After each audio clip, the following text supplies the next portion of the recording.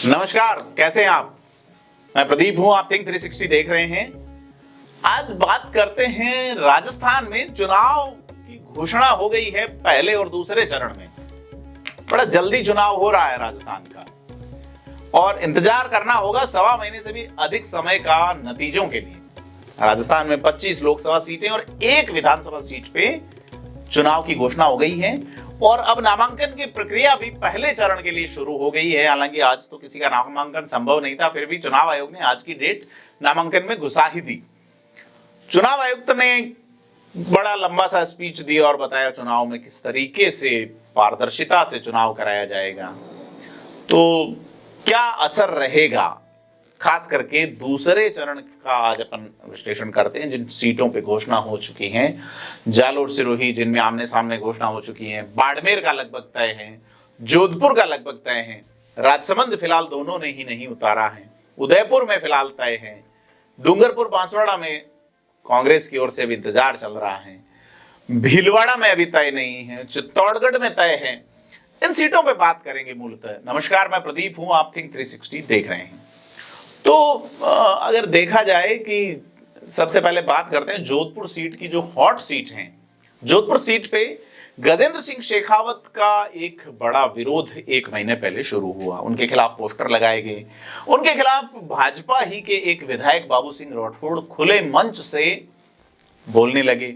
भाजपा ने वो चीज मैनेज की, कांग्रेस को लगा कि अवसर है, तो कांग्रेस ने जिस प्रत्याशी को मैदान में उतारा उनका नाम कर्ण सिंह उचियारडा है। अगर अपन याद करें महाभारत का दौर, तो एक वर्ग ने जो है वो कर्ण को चुना था कि कर्ण पे पूरा अवलंबन था उनका कि कर्ण मेरे साथ हैं तो फतह आसान है। उसी तरीके से वैभव गहलोत भेजे गए हैं जालोर और राजपूत वोट बैंक जो है वैभव गहलोत को जालोर सिरोही में वोट करे, इसके लिए कर्ण सिंह उचियारडा जोधपुर में ताल ठोक रहे हैं। लेकिन कर्ण सिंह उचियारडा का आज का स्पीच देखें तो वो आरोप लगा रहे हैं गजेंद्र सिंह शेखावत पे बाहरी होने का। गजेंद्र सिंह मूलतः जो है वो महरौली गांव के रहने वाले हैं, सीकर जिले के। उनके पिता पीएचडी में इंजीनियर हुआ करते थे, शंकर सिंह, और उनके पिता जोधपुर में बस गए और गजेंद्र सिंह की बचपन से पढ़ाई जो है कभी चित्तौड़गढ़ में हुई, लेकिन वो मूलतः जोधपुर में कॉलेज उन्होंने किया और यूनिवर्सिटी के प्रेसिडेंट बने। उसके बाद वो लगातार मारवाड़ ही में सक्रिय रहे। अब उन पे कर्ण सिंह उचियारडा का आरोप है बाहरी का, लेकिन जिस कर्ण के भरोसे जालोर सिरोही साधने की कोशिश अशोक गहलोत कर रहे हैं वैभव गहलोत के लिए, तो क्या वैभव गहलोत जालोर सिरोही में बाहरी नहीं है? ये बड़ा सवाल है, क्योंकि बाहरी से बड़ा आजीज अगर कोई जिला रहा है तो वो जालोर सिरोही रहा। तो कर्ण सिंह के भरोसे जो राजनीतिक नैया शुरू की गई है अशोक गहलोत की टीम के द्वारा, उसमें यह बयान देके कर्ण सिंह ने मैसेज दिया है। क्या दिया है ये आप पे छोड़ते हैं, क्योंकि अब आचार संहिता लग चुकी है। साथ ही कर्ण सिंह उचियारडा जो है वो लगातार अलग तरीके से कैंपेन में लगे हैं, कोशिश कर रहे हैं, परंतु उनके कैंपेन में अगर हनुमान बेनीवाल आरएलपी से अब कैंडिडेट उतारते हैं, क्योंकि साथ में ये सीटें तीनों जुड़ी हुई हैं, बाड़मेर जैसलमेर भी इससे जुड़ी हुई है, कि बाड़मेर सीट पे क्या नतीजा रहेगा। बाड़मेर में अब 2014 जैसा ही मुकाबला है, यानी कि जाट बनाम जाट। तो हरीश चौधरी ला रहे हैं प्रत्याशी जो कि आरएलपी से उनके सामने उनकी बायतू सीट में लगातार घोचा किए हुए थे। वो बायतू सीट से अब उम्मीदवार का जो कि अच्छा वोट लेते हैं हर बार, पिछली बार भी दूसरी बार नंबर पे रहे थे, इस बार जो है वो हार गए बहुत माइनर वोटों से, 1000 वोटों से उम्मीदवार चुनाव हार गए। उम्मीदवार को कांग्रेस ज्वाइन करवा दी है। हनुमान बेनीवाल के लिए एक बड़ा डेंट पड़ गया। हनुमान बेनीवाल अगर नागौर से लड़ते हैं तो नागौर का चुनाव पहले चरण में है, लेकिन अगर वो कांग्रेस से गठबंधन की राह ताक रहे थे और उस गठबंधन की राह में अगर कोई रोड़ा थे तो वो हरीश चौधरी थे, और हरीश चौधरी ने उस रोड़ा का जो कंकर है वो उससे बोतल फोड़ दी है बाड़मेर में। तो फूटी हुई बोतल जो है वो क्या जोधपुर की जो जाजम जम रही है उसको डिस्टर्ब करेगी, क्योंकि जोधपुर में एक अच्छा खासा वोट बैंक हनुमान बेनीवाल ने लिया है, 1 लाख के आसपास वोट बैंक।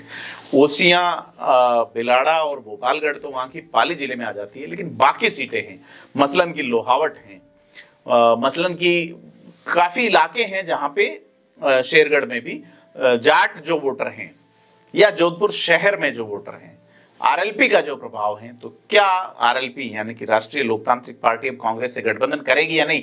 क्योंकि उनकी जो कोशिशें थी उसमें डेंट डाला है हनुमान बेनीवाल ने सीधे तौर पे, और यह डेंट जो है ये बड़ा भारी पड़ रहा है कांग्रेस के लिए अब, क्योंकि कांग्रेस अगर हनुमान बेनीवाल को साध लेती है पूर्णतया, तो क्या पहला सवाल तो यह है कि क्या उम्मीदवार हनुमान बेनीवाल की एक मदद से बाड़मेर की तरफ गए हैं, और अगर नहीं गए हैं तो आरएलपी का वोट बैंक बाड़मेर में भी है जिसकी अच्छी खासी संख्या है।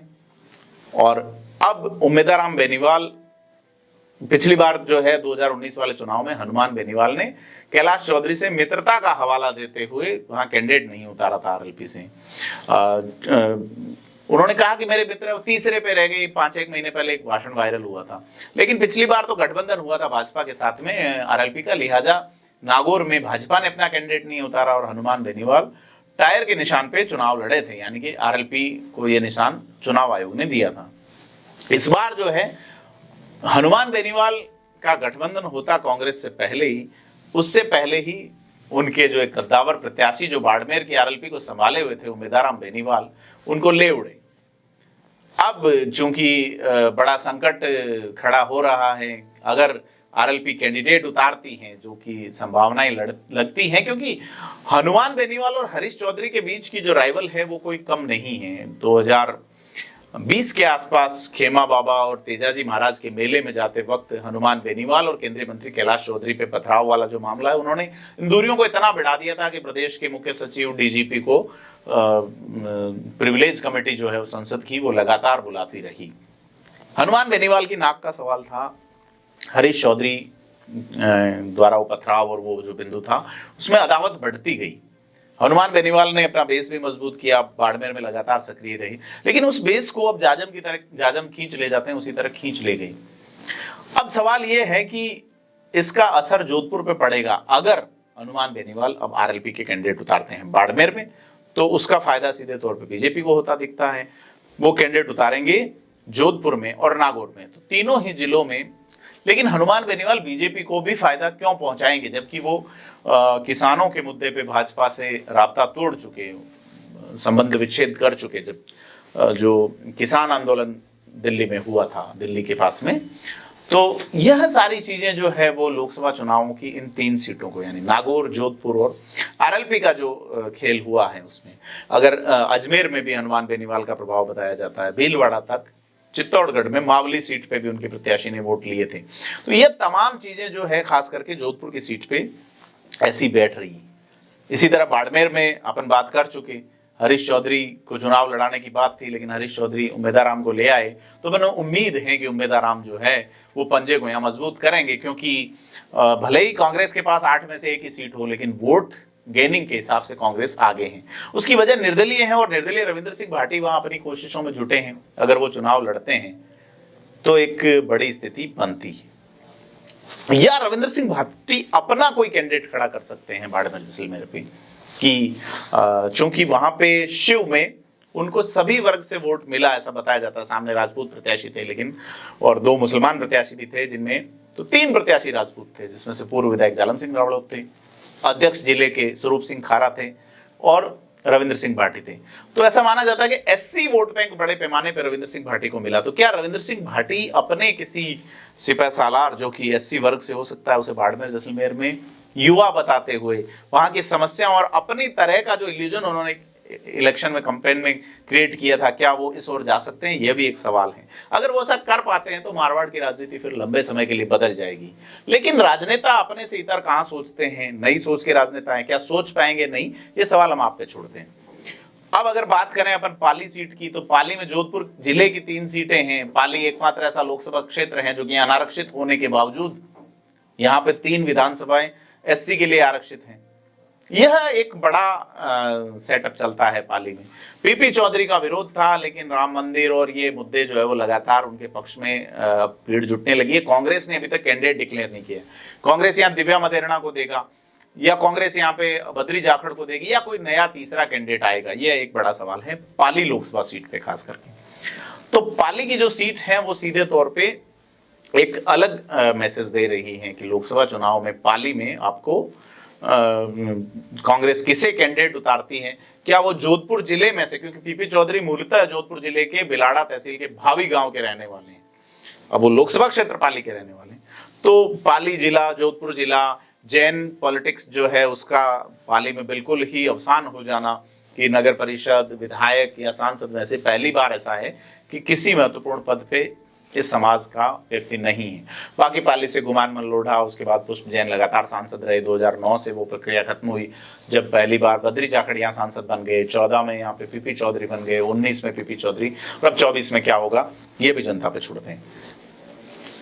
उनकी घाची समाज के जो बड़े नेता हैं, भीमराज भाटी जो कि कांग्रेस के नेता है, उधर दूसरे राकेश भाटी और पीपी चौधरी का गुट और तमाम तरह की चीजें, पाली में बीजेपी आपस में उलझ रही है, शहर में केवल, बाकी जगह स्थिति अलग तरीके की है।